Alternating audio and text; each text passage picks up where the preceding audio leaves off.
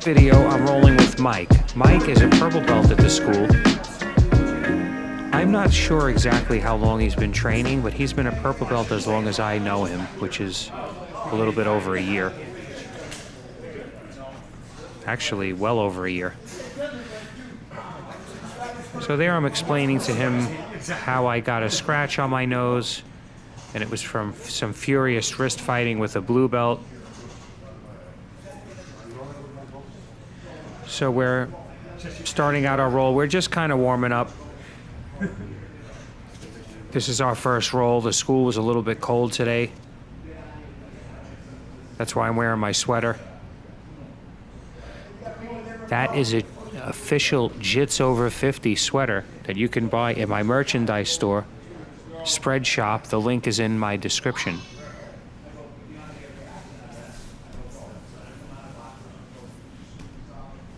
So here I'm playing butterfly guard.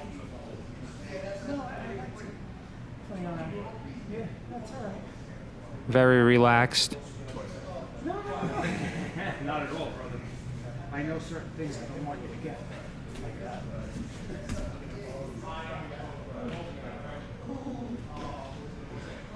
See, here I want to kick his knee out and pull his elbow up. So that separates his knee and his elbow. But he's so strong, it's really hard to do. And then he stepped over my pushing leg, or tried to step over, and I had to slide back and regain butterfly guard.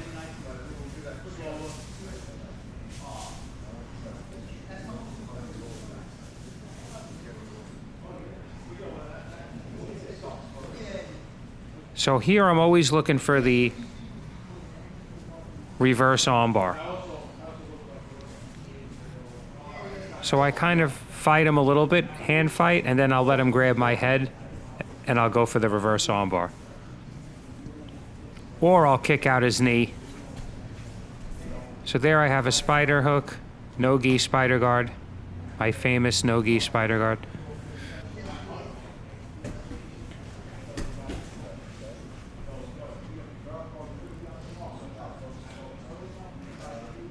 So there I had a deep underhook. I'm basically reacting to what he gives me.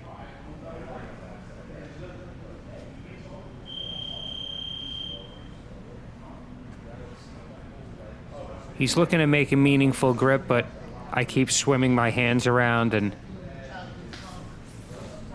using like more of a Wing Chun style to fend him off.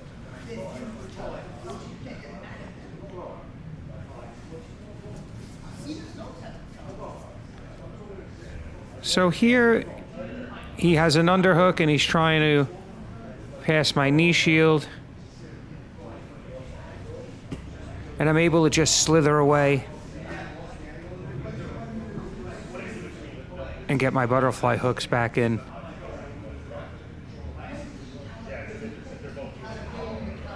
Here again, I'm trying to separate his elbows from his knees. If I can get his elbow up far enough, I could just roll him over in a sweep.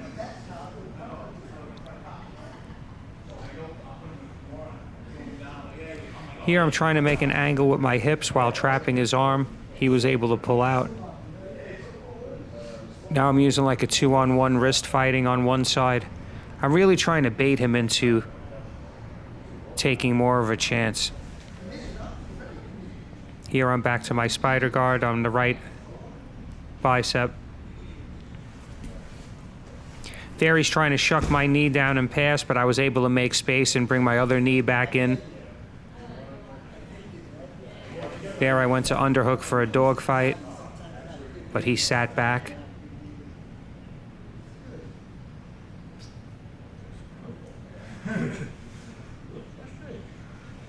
Well, I know how hard it is once you do.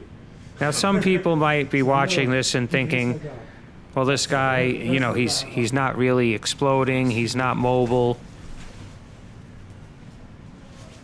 But he's just getting warmed up. And he's feeling me out at the same time. I don't know if I mentioned to him that this round was going to be 13 minutes. I kind of trick everybody into it. The bell goes off and I say, come on, you want to keep going?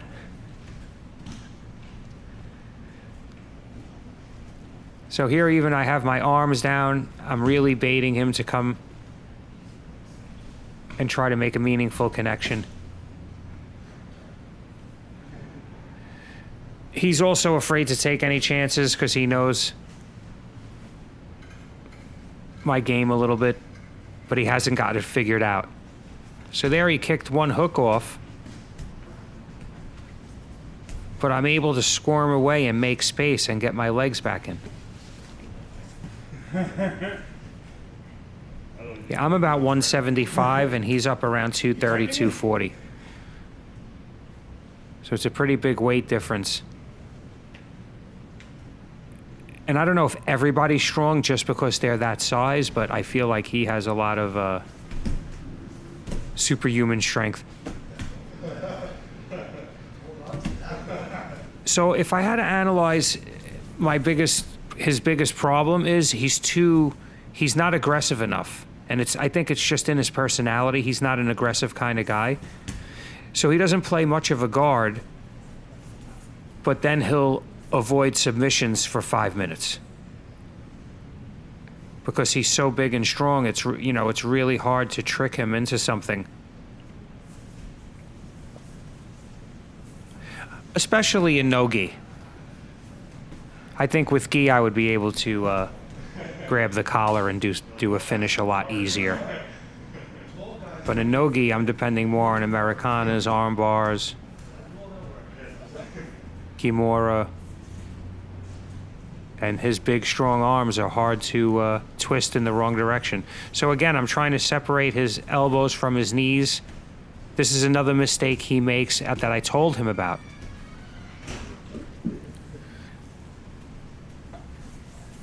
But because he's big and strong, he's allowed to make those technical errors and not get submitted.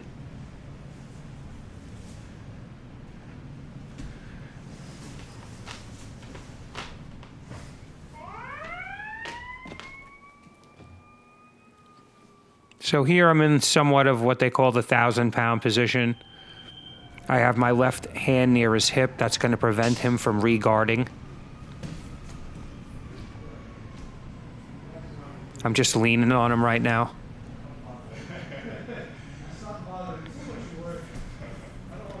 I try not to use a lot of pressure, but sometimes if someone's being particularly defensive, then I feel the need to pressure them until they open up or make more of a desperate move. So pressure is definitely necessary sometimes. I can't always be polite, especially when the guy outweighs me by 50 pounds.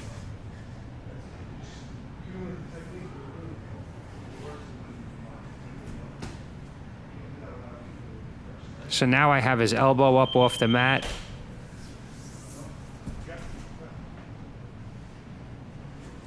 And he was able to spin into me. That was a pretty good move on his part. And then I went to take him out and he pushed me off. And when he went to get up, I pushed him back. I knew he had that dead angle behind him. We're laughing about it. But I didn't want him to get on top. I didn't want him to escape, and I didn't want him to escape and get on top. So now we're resetting.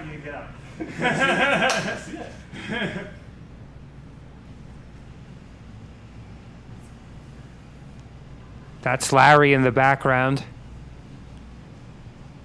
I have some rounds with him. He got his purple belt recently, well deserved.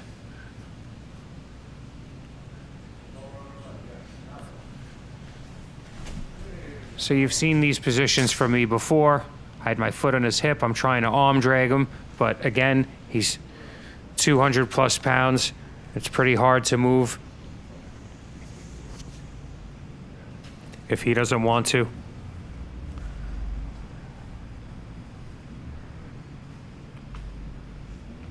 So here I'm playing defensively.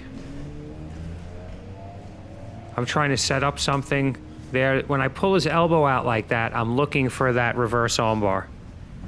So you can see it. I'm trying to peel his elbow. He feels it. So when he's in this position, that's what I'm looking for. Well, one of the things.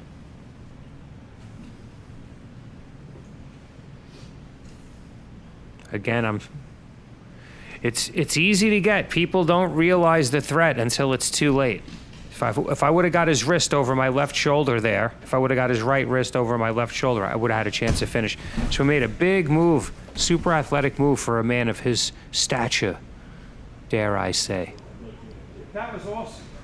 For a guy your size. I think I just told him the same. So now I'm holding him off with just frames, very basic frames.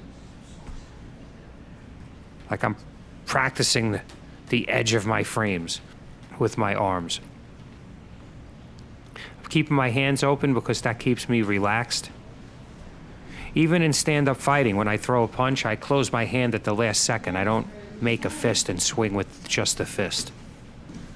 I guess it's a Wing Chun thing. So here he's looking to pin my arm to get the Americana. But I have my feet under, I'm upending him and he feels it. So he can't do submission attacks when he feels like he's going to get knocked over. So here, again, you've seen me in this position before. I won't let him grab my head with his right hand. So here again, I'm trying to sweep him. No. And that left hand behind my head, if he was a little bit lighter and I could kick him up, that left hand is just going to help him get swept. Because he won't have it to base. But he's too big and I couldn't roll him over in the traditional way that I escaped from this position. So here I'm kind of baiting him to take my head so I can escape with my legs. I know I'm too deep in for an effective choke. I'm too low on his torso. No, we did like 10 rounds. And that ends the round. Nice. So, yeah, So he's even asking what happened. How was I able to manipulate him in that position? You can also see this escape and hitting a nice escape on a purple belt. It's another one of my videos I made with Jonathan. And I think I tell him that.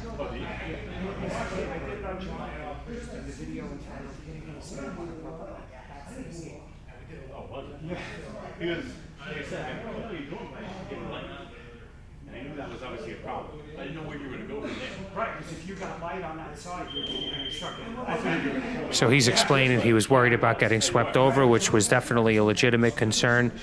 I think it's his initial foot placement of his right foot that allows me to get those two hooks in. But many times people don't realize it and they put their foot up and it makes it easy for me to hit that escape. To the point where, like, how do I stop this? I found, like, you know, I couldn't. That was going to be the problem. And eventually, honestly, you would have gotten holidays and stuff like that. I'm asking him how much he weighs.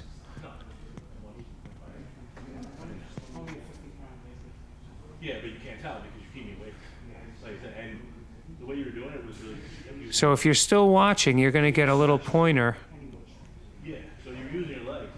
on how to pass the butterfly guard. A little bonus. Kept me away because I was down further. So I realized next time I can't stay down further, so I got a little closer. And then you start working the legs. Right. And like I said, you're doing shit I didn't know what to do.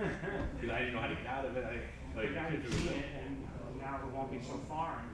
I still don't know how to stop it. You just got to keep rolling together. You know what I'm saying? But my main thing, advice we use to pin my knee so when we're here, you're doing a lot of prayer. I let you go like this. How many times in a row? I let you do that, right? Because I know that's not going to help the patient. The only reason I do that, honestly, is because I want to get close to you. Right. I have here.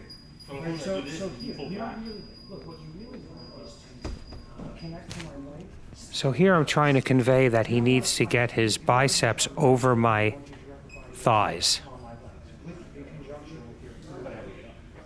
Not always, you can pin my legs. But I mean all the way over. above my thighs. Hands locked underneath, Right, and then just kick one stand leg on back, You were kind of trying to do this. pick a side, and go. that out. You just had your hands next to it. That's the way I usually do it, but the problem you have long legs. Right, and like have maybe a little more. But anyway, Yeah. thank you for watching. I appreciate everyone. The channel's really growing. I still can't believe it. My wife can't believe it. And it's because of all of you. So thank you, and please like, and if you haven't already, subscribe. Thank you all. And the other one where, which is, Well, my advice too, just do more standing classes and get off your knees. that's the problem I too. promise you, if I put this on the channel, everyone will say, that guy's on his knees. We were doing yesterday when we were breaking the guard, and it was standing breaking the guard, and I automatically on my knees, and I said, get off your knees. Right. I'm sorry, it's happening. I'm so used to just being always on my knees. And that's why I stood up, and then I kind of, When you stood up, that was your best chance. yeah.